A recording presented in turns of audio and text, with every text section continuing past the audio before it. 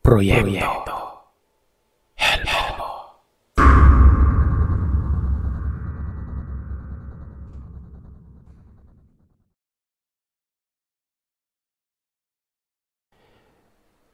Mapagpalang araw sa inyo, Sir Seth. Tawagin niyo na lamang po ako sa pangalang Totong. Isa sa mga masugid niyong tagapakinig. Ang kwentong ito ay karanasan ng misis ko na si Dessa. Totoo niyang palayaw. Nung nililigawan ko pa lamang siya, edad 25, isa sa mga nalaman ko sa mga kaibigan niya ay kung gusto ko daw makapogi points kay Dessa, wag na wag ko siyang dadalhin sa mga piging o piyestahan o di kaya sa mga malalaking handa na iba't ibang tao ang naroroon. Hindi niya kilala. Maayos naman kung kaarawan ng kakilala o konting salo-salo na mga magkakaibigan. Pero pag sinabing piyestahan ay ayaw na ayaw ito ni Dessa. Ayaw ko namang itanong ito sa kanya, baka mamaya ma-off siya sa akin. Hanggang sasagutin nga niya ako, Sir Seth. Naging magnobyo-nobya kami ng 3 taon. Sa 3 taon na yon, madalas naman din kaming gumala. Basta hindi liblib. Mga bayan-bayan lamang tapos kasama pa minsan ng kamag-anak. Pero ang napapansin ko, palagi itong may dalang asin, luya at bawang. Binibiro ko nga ito na ano bang gusto niya, mag-adobo o kumain ng mangga. Natatawa naman ito.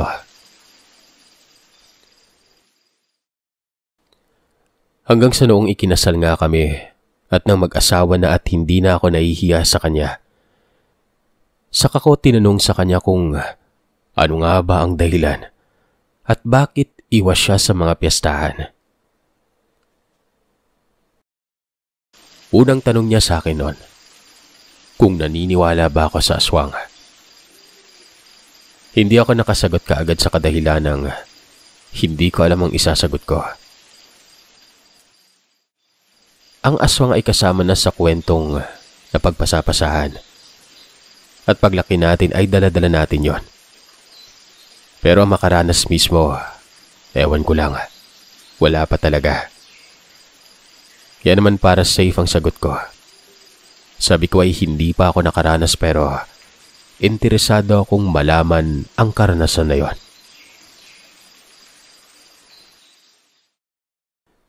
Dito ay niyaya niya ako habang nagkikwento daw siya. Mag-iinuman-umano kami. Bumili ako ng 2 mucho at pagkatapos niya magluto ng pulutan, sa kanya sinimulan ang kwento.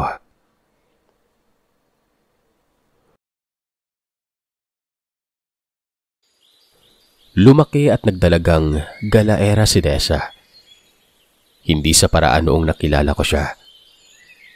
Sa murang edad na elementarya ay kung saan-saan nang lupalop na papadpad ang aking asawa. Madalas kasama siya ng mga magulang o mga kapatid ng mga magulang nito. Kung minsan ay lolo at lola. Nakadepende yon. Kapag naman may mga piyesta o handaan, kung kakilala naman ay hindi pinagbabawalan ng asawa ko, kahit na siya lamang ang magpuntang mag-isa.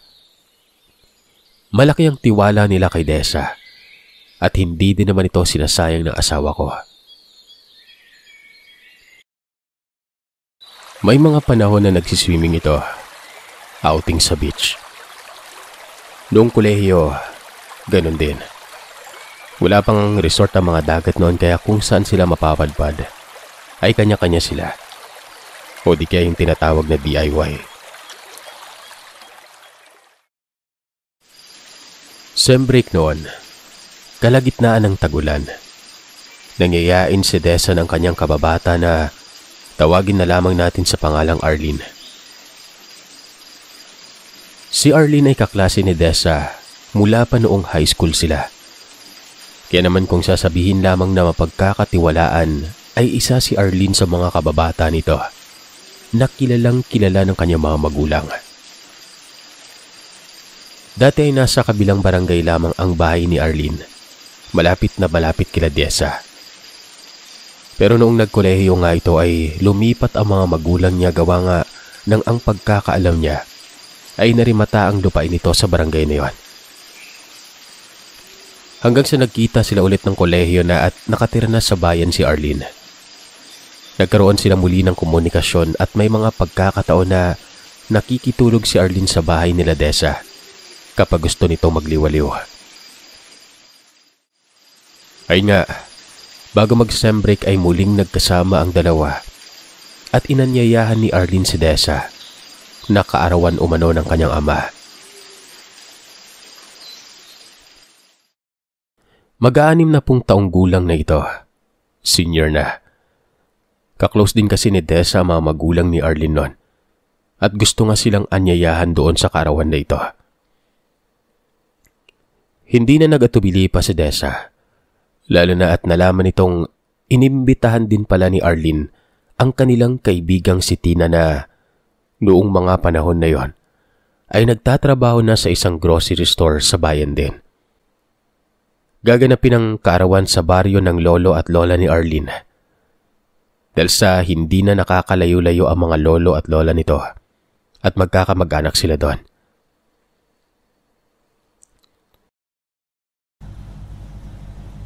Umalis sila ng umaga sa bayan.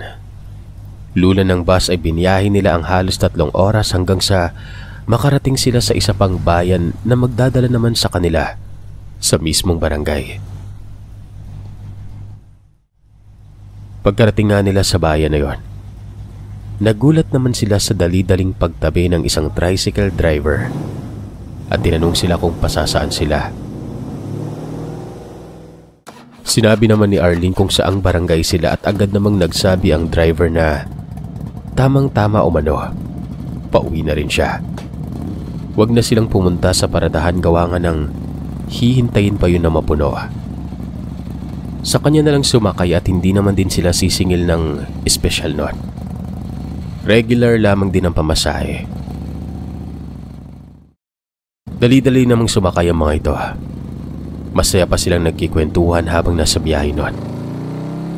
Pero napapansin nila na sa hinaba-haba ng takbo nila, yung atensyon ng lalaking driver kay Tina. Nagkabulungan naman na magkakaibigan na baka tipo ng lalaki si Tina sa kadahilan ng siya ang kinakausap nito. Sa kanya nakatingin madalas kapag napapalayo ang titig sa may kalsada. Palakwento din ng lalaki na syempre hindi mo naman maririnig kapag nasa biyahe, di ba? Puro blablabla. Ganun ay maririnig mo nun kapag, yun nga, kapag nakikipag-usap ka sa tricycle driver. Pa-oo-oo lamang si Tina nun. Pero maya-maya pa, nakikita na nila na namumutla na si Tina. Tinanong nila ito kung ayos lamang ba pero ang sabi nito, kanina pa umano siya nahihilo sa biyahe. Sa bus pa lang. Sumama umano ang pakiramdam niya pero nawala naman noong pababa na sila. Tapos nung nasa biyahe ulit sila ay nahihilo na naman ito. Sinabihan na lamang siya na magpahinga pagkarating sa bahay nila Arlene. Pero maya-maya pa, Sir Seth, nagtaka si Arlene nang lumiko sa kaliwang kalsada ang tricycle. Wala namang problema yon sa kadahilan ng pagdating naman sa dulo ng dalawang kalsada na ito ay ang mismong barangay nila Arlene. Yun nga lang talaga, kapag pampasaherong sasakyan ka, lagi kang sa kanan madadaan. Maliban na lamang kung may sasadyain ka sa kaliwang bahagi ng lugar na ito. Iisa lamang ang barangay sa kaliwang kalsada na yon na madadaanan mo. Yung barangay na ayon kay Arlene, hindi normal lahat ng mga nakatira.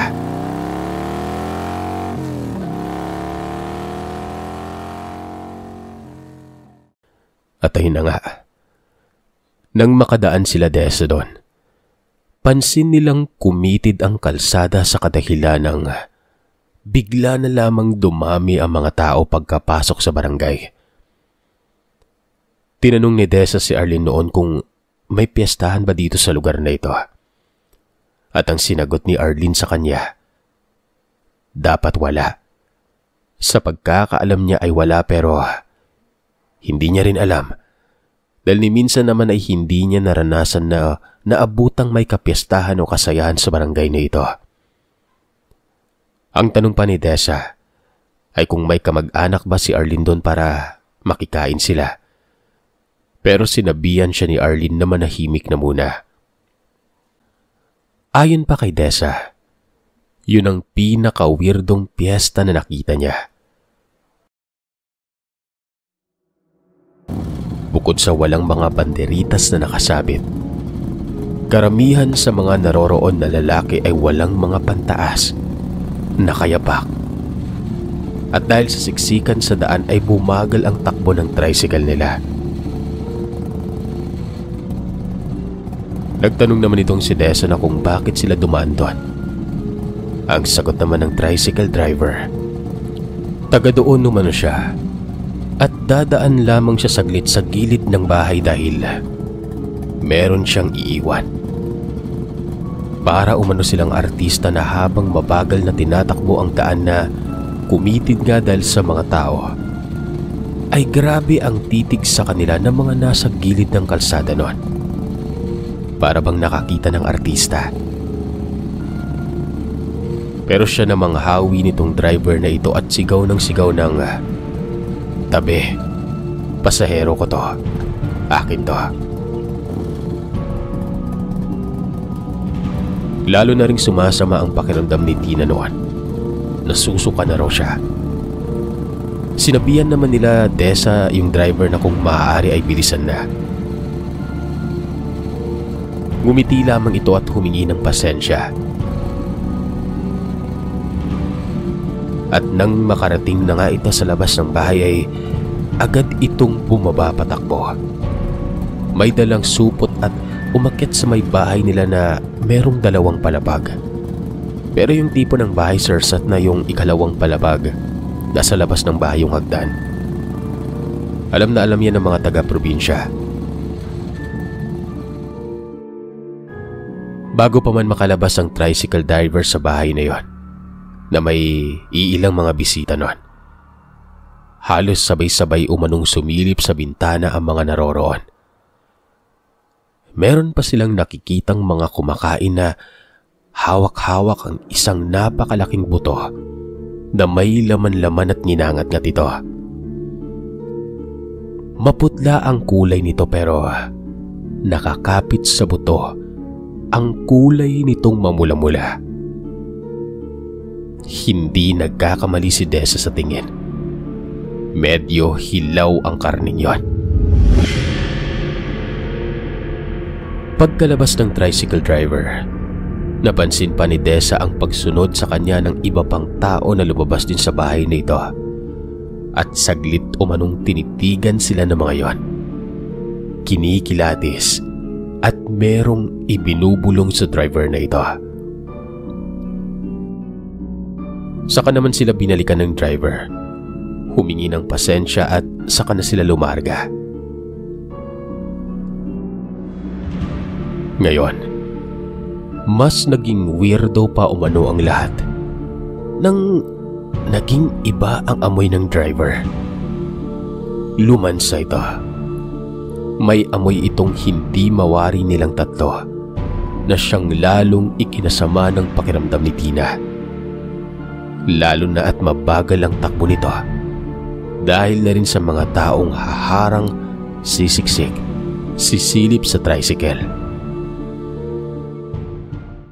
Nakahinga lamang sila ng maluwag nang nakalagpas na sila sa dulo ng barangay at muling sumariwa ang hangin dahil siguro sa mga malalaking mga kapunuan doon.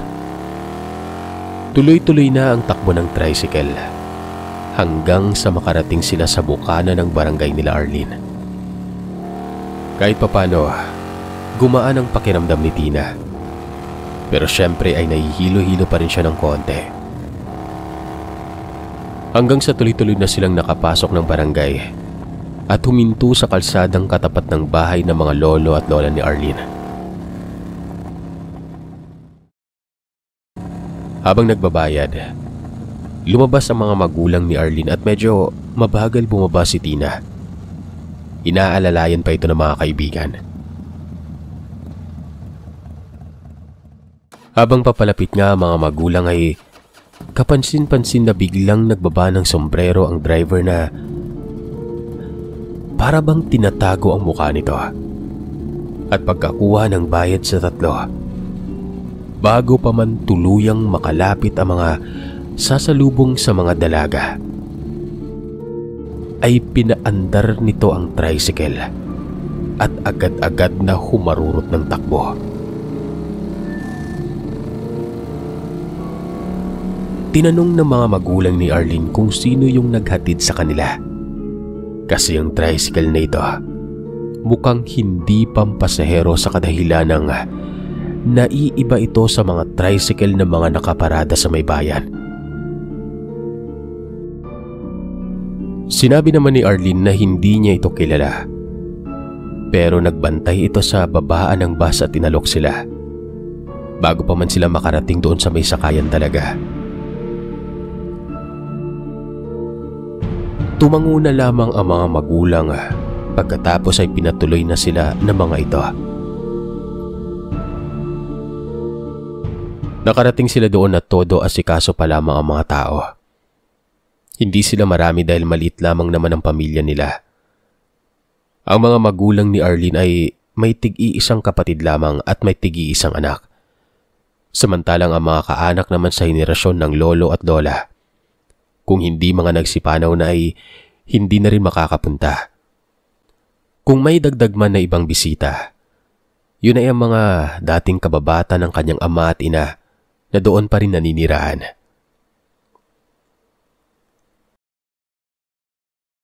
Marami pa ang nagluluto nun. Hindi pa luto ang iniikot na lechon. Kaya naman nagdesisyon na lamang na tumuloy muna sa dating kwarto ni Arlene ang magbabarkada. At nagpahinga si Tinang kahit ayos na ang pakiramdam niya. Namumutla pa rin ito. Nakatulog si Tinang at sinabing magpapahinga na lamang siya. Samantalang itong si Arlene at Dessa, nagdesisyong maglakad-lakad muna. Gawa ng tagulan, makulimlim noon kahit tanghali. Noong nagpaalam sila, sinabihan sila na wag lalabas sa baryo, lalo na at may mga bisita sa kabilang barangay. Naglilipana na naman umano yang mga yan. Nangangate dahil nagsisimula na namang tumubo ang labong. Narinig ko na ito sa mga istorya, yung tungkol sa pangangate at hindi mapakali ng mga aswang kapag tumutubo ang labong o yung tinatawag na bamboo shoots. Tumango na lamang si Arlene, pero hindi niya naikwenta sa mga magulang ang nangyari kani-kanina lang sa dinaanan nila. Hindi dahil ayaw niyang magkwento, kundi dahil siguro na-excite ito na mag-ikot-ikot. Tsaka sobrang abala yung mga nagluluto nun. Pero habang naglalakad nga, ayon kay Arlene, ang baryong dinaanan nila, bagamat hindi lahat, ay kilalang marami ang lahing aswang doon. May mga normal naman na tao na namumuhay ng tahimik at hindi pinapakailaman. Mas napagdidiskitahan umano ng mga ito ang mga dayo. Kaya nga nagtataka din si Arlene noon kung bakit doon sila pinadaan. Samantalang may mga driver din naman ng tricycle at habalang naninirahan doon, pero iniwas naman nila ang mga tao sa barangay na ito. At sa kanang kalsada sila dumadaan. Sa kanang kalsada daw ay mas maraming mga barangay na madadaanan. May papasok at merong tabi ng kalsada, kaya ligtas ang dumaan doon kahit maglakad o magbisikleta ka lang. Samantalang itong lugar na dinadaanan nila ay maraming mga aswang. At ang malala pa, araw ng kapiyastahan, ni hindi nga sila sigurado kung talagang totoong piyestahan yon. Dahil nga sa pagkakaalam ni Arlene, ang patron ng barangay na yon ay hindi ganoon ang araw ng piyesta. Basta may mali sa dinaanan nila, pero sa ilang beses naman na pag-uwi doon ni Arlene ay wala naman siyang napagbalita ang naging biktima ng mga ito sa lugar nila.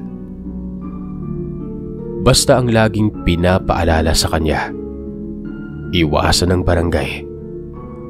Alam naman umano yan ng mga nagmamaneho. Nakarating sila sa dulo ng barangay. May kasunod pa itong isang barangay, pero nagdesisyon na silang bumalik. Doon naman sila sa bukana ng barangay Lumagi noon. Naglakad-lakad at tumambay sa may tindahan. Habang nagmemeryenda umano ng palamig at turon, natanong sila ng matandang babae na kilala naman din ang mga magulang ni Arlene kung sila daw ba ang mga bagong dating kanina na sakay ng tricycle na hindi nga pampasahero. Siyempre nagtataka na rin si Dessa kung bakit hindi pampasahero ang tawag sa tricycle na yon. Umuo sila at matapos nun, sinabi ng babae na matapos nga nilang makapasok at pagkalabas ng naghatid sa kanila, may mga tao nang hindi kilala ang pumapasok sa bukana ng barangay. May mga kahabaan ng mga buhok, walang mga pantaas at nakayapak lang. Maglalakad lamang ito ng ilang metro at kapag nakapantay na sa tindahan, bago pa dumami ang kabayan, hihinto ang mga ito. Lilingon, saka aalis. Makailang beses daw niyang napapansin na pabalik-balik ang mga ito, na naisip na niya sanang magtawag sa tanod dahil mga mukhang hindi daw mapagkakatiwalaan ng mukha. Nabanggit ni Arlene sa tindera na dumaan nga sila doon sa barangay na merong piyesta. Nanakot pa ang tindera at sabi sa kanila, baka daw kasi dayo sila. Pero ayun nga, dagdag pa ng tindera na maski naman tayo, basta may kasamang taga roon ay hindi naman nila inaano agad-agad. Yung mga madalas lang ayun talagang naliligaw at naiimbitahan mismo nila para biktimahin. Hindi na nga natuwa si Dessa noon sa pinagkikwento ng matandang tinderang ito, sa kadahilan ng baka nananakot lamang umano yon. At kung totoo mang aswang nga ang meron sa dinaanan nila, di mamaya siya yung unahin, di ba? Mga ganon-ganon. Naglakad na lamang sila pabalik. Pagkarating nila ay dumiretso sila sa naglilitsyon. Naging usap-usapan nga din doon sa kanila ang pagkakaroon ng piyesta sa barangay na yon. Ano daw ba ang meron at wala namang sinasambang kung sino ang halos lahat ng nakatira, mapatao man o hindi. Tumulong na sila sa gawain. Halos pakalimutan na nila si Tina. Kung hindi lamang nag-alulungan bigla ang mga aso. At makalipas ang ilang segundo ay nagsisisigaw si Tina sa kwarto kung saan ito natutulog. Dali-dali naman silang nagtakbuhan at pagpasok nila, madilim ang kwarto. Nakita pa nila sa bintanang nakaharap sa likod bahay na may tila hinahabol ang mga aso, pero nakatingala ang mga ito sa mga puno. Si Tina ay nasa may kabilang gilid na malayo sa bintanang iyon. Nanginginig sa takot, namumula at napakainit o mataas ang lagnat. Habang sinasabi nito, nakaturo sa may bintana. Meron umanong mabalahibong kamay na hinatak siya mula sa bintanang iyon. Pero ano nga ba ang dahilan? Bakit sila sinusundan? Bakit sila nasundan? At bakit tila si Tina lamang yata magmula nang sumakay sila sa tricycle hanggang sa makadaan sa barangay na yon. Ang tinititigan ng mga pinaghihinalaang mga aswang.